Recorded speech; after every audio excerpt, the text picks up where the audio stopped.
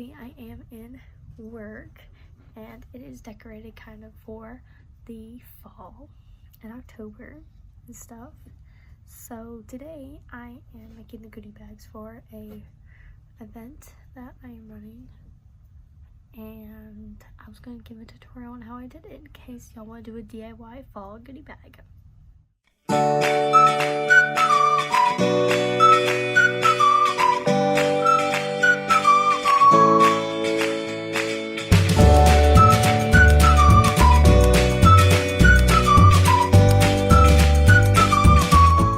So for this DIY, you're going to need this red burgundy bag.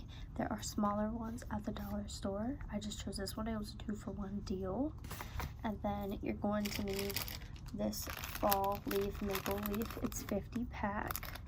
You're going to need a pair of scissors, some Scotch tape, and a black Sharpie.